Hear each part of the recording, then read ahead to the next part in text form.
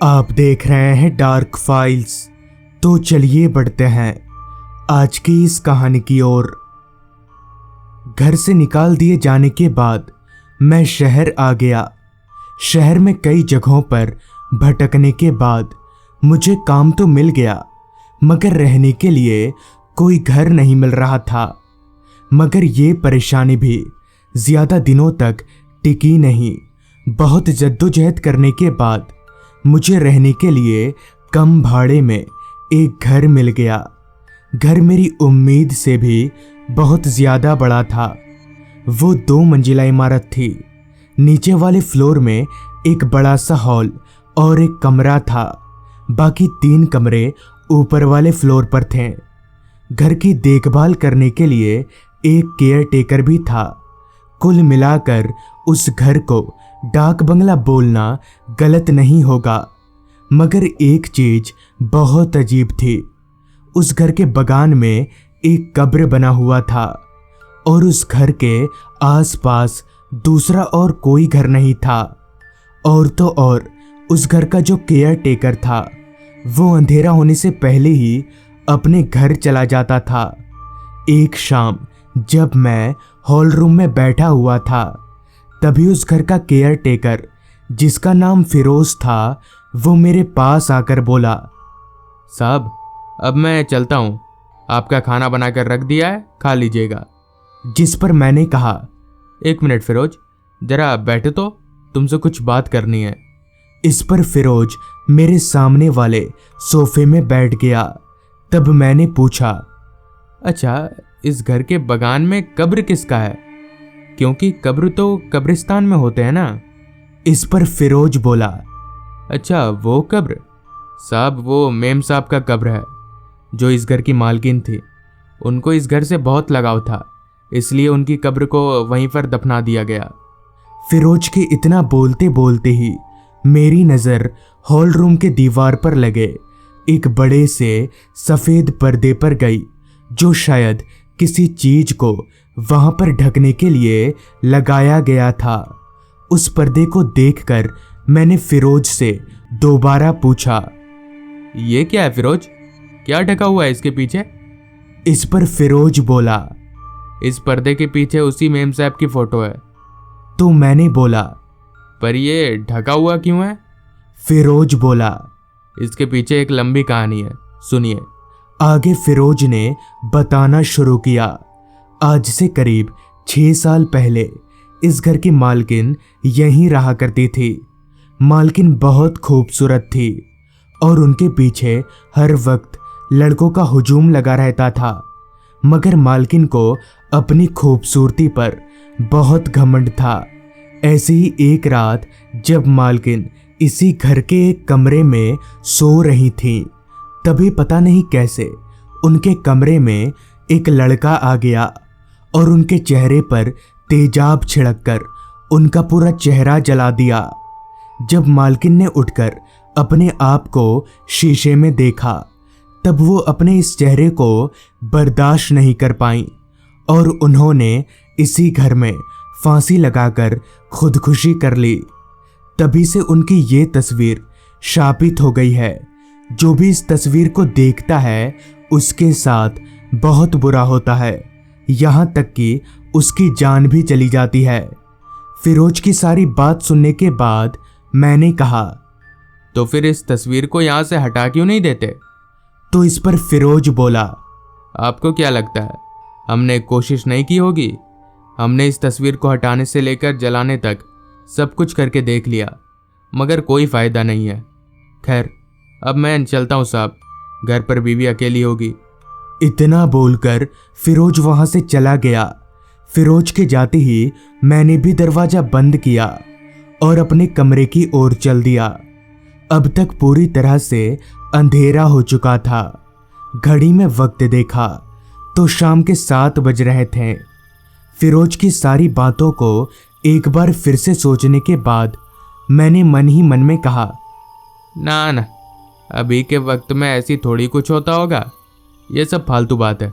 मनगढ़ंत कहानियां सुनकर मैं नहीं डरने वाला।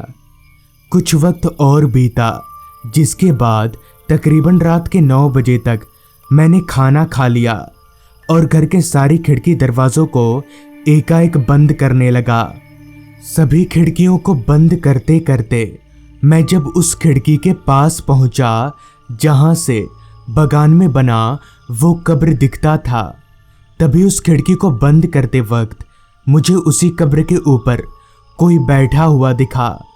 हालांकि उस कब्र के पास लाइट की कोई व्यवस्था नहीं थी, मगर चांद की मध्यम रोशनी में मैं किसी लड़की को उस कब्र के ऊपर साफ तौर पर देख पा रहा था। पहली बार तो मुझे अपनी आंखों पर विश्वास ही नहीं हुआ, लेकिन मैंने अपनी आंखों को मसलकर दोबारा देखा तो अब उस कब्र के ऊपर कोई नहीं था। मुझे लगा शायद ये मेरे मन का वहम होगा। यही सोचकर मैंने उस आखिरी खिड़की को भी बंद कर दिया और अपने कमरे में आ गया। मगर अभी भी मेरे दिमाग में फिरोज की कहानी ही घूम रही थी। उसकी कहानी सोच सोच कर मैं सो भी नहीं पा रहा था, जैसे मेरा दिमाग मेरे वश में ही ना हो। यही सब सोचते सोचते रात के 11 बज गए, मगर मेरी आंखों में जरा भी नींद नहीं था। तभी मेरे दिमाग में एक शैतानी आइडिया आया। मैंने सोचा क्यों ना उस तस्वीर को पर्दा हटाकर देखा जाए। वैसे भी भूत प्रेत जैसी कोई चीज इस दुनिया में नहीं होती है। आखिर एक तस्वीर मेरा क्या ही बिगाड़ लेगी। यही सोचकर मैं पलंग पर से नीचे उतरा और कमरे का दरवाज़ा खोलकर हॉल रूम में दाखिल हुआ। वहाँ से मैंने एक दफ़ा उस तस्वीर को देखा और आगे बढ़ने लगा। अभी मैं उस तस्वीर की ओर बढ़ ही रहा था कि तभी उस घर की लाइट चली गई, जिससे घर के अंदर पूरा अंधेरा छा गया। मैंने जैसे तैसे अंदाजा लगाकर उस लालटेन को ढूंढा जिसे मैं लाइट जाने के बाद यूज़ करता था। जैसे तैसे मैंने उस लालटेन को जलाया और उस तस्वीर के पास जाकर खड़ा हो गया। मुझे थोड़ी घबराहट तो हो रही थी, मगर फिर भी मैंने उस तस्वीर के ऊपर से पर्दा हटाया। वो किसी लड़की की तस्वीर थी। हालांकि फ्रेम के ऊपर काफ़ी धूल जम जाने की वजह से वो तस्वीर अच्छे से दिख नहीं रही थी, जिस वजह से मैंने उसी पर्दे से उस तस्वीर को अच्छे से पोंछा। उस तस्वीर के ऊपर की धूल को अच्छे से हटाने के बाद जब मैंने लालटेन को उस तस्वीर के पास ले जाकर अच्छे से देखा तो पाया कि वो एक खूबसूरत लड़की की तस्वीर है। तस्वीर में ही उस लड़की का चेहरा आग की तरह चमक रहा था। आंखें ऐसी थी जैसे असलियत में हो। आखिर इतनी खूबसूरत तस्वीर शापित कैसे हो सकती है? अभी मैं ये सोच ही रहा था कि तभी बाहर बहुत जोर जोर से हवाएं चलने लगी। हवाएं इतनी तेज थी कि सभी खिड़की दरवाजे बंद होने के बावजूद भी उन तूफानी हवाओं की आवाज़ मैं साफ तौर पर सुन पा रहा था। समझ नहीं आ रहा था कि अचानक ही मौसम इतना कैसे बदल गया। अभी थोड़ी देर पहले तक तो आसमान बिल्कुल साफ था। अभी मैं वहाँ खड़े खड़े उन बंद कांच की खिड़कियों से बाहर देख ही रहा था कि तभी एक जोरदार आवाज़ के साथ घर का मेन दरवाज़ा अपने आप ही खुल गया। मगर ये कैसे हो सकता है? मुझे अच्छे से याद है फिरोज के जाने के बाद मैंने दरवाजे को अच्छे से बंद कर लिया था, तो फिर अपने आप ही दरवाज़ा कैसे खुल गया? मन में उमड़ते इन्हीं सवालों को लेकर अभी मैं दरवाजे की ओर बढ़ ही रहा था कि तभी एक आवाज़ ने मेरे बढ़ते कदमों को रुकने पर मजबूर कर दिया। वो आवाज़ किसी लड़की की थी जो शायद जोर जोर से हंसे जा रही थी। उस आवाज़ को सुनकर मैं बहुत ज़्यादा डर गया, क्योंकि ऐसी खतरनाक आवाज़ मैं अपनी ज़िंदगी में पहली बार सुन रहा था। इससे पहले कि मैं कुछ कर पाता, तभी मैंने देखा कि कोई लड़की उस खुले हुए दरवाजे पर से होते हुए बाहर से घर के अंदर आ रही है। उस लड़की का चेहरा बहुत ज्यादा डरावना था। उसकी दोनों आंखें लाल चमक रही थीं और चेहरा पूरा जला हुआ था, ठीक वैसा ही जैसा फिरोज ने मुझे बताया था। वो लड़की जोर जोर से हंसते हुए मुझे देखे जा रही थी।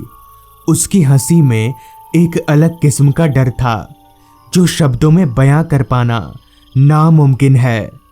अभी मैं वहां खड़े खड़े डर से कांप ही रहा था कि तभी मेरे दोनों पैर अपने आप ही चलने लगे और चलते हुए उस औरत के पास जाने लगे।